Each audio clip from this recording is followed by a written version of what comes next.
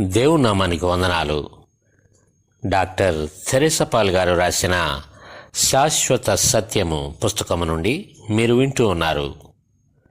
Messiah యొక్క మహిమలు మరియు ఆయన వధువు, ప్రేమను గూర్చిన గీతము.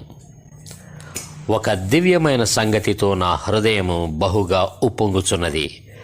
నేను రాజును గూర్చి రచించిన దానిని పలికెదను.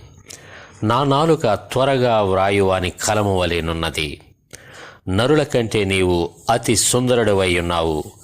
నీ పెదవుల మీద దయారసము పోయబడి ఉన్నది. కావున దేవుడు నిత్యము నిన్ను ఆశీర్వదించును. శూరుడా, నీ కత్తి మొలను కట్టుకొనుము, నీ తేజస్సును నీ ప్రభావమును ధరించుకొనుము. సత్యమును వినయముతో కూడిన నీతిని స్థాపించుటకు నీ ప్రభావమును ధరించుకొని వాహనమెక్కి బయలుదేరుము. నీ దక్షిణ హస్తము భీకరమైన వాటిని జరిగించుటకు నీకు నేర్పును. నీ బాణములు వాడిగలవి, ప్రజలు నీ చేత కూలుదురు. నీ బాణములు రాజు శత్రువుల గుండెలో చొచ్చును.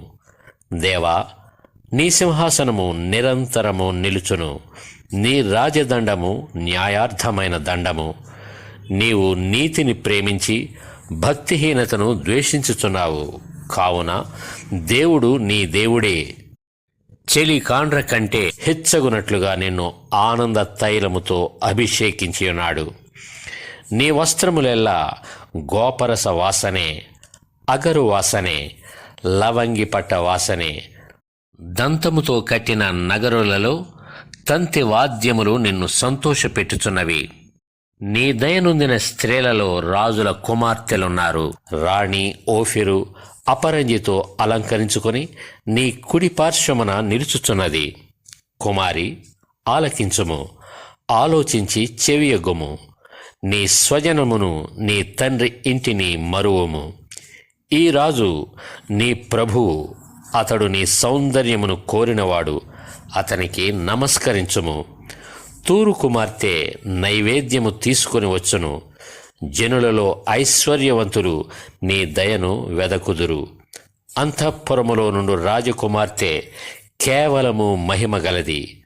ఆమె వస్త్రము బంగారు బుట్టా పని చేసినది. విచిత్రమైన పనిగల వస్త్రములను ధరించుకొని రాజునొద్దకు ఆమె తీసుకుని రాబడుచున్నది.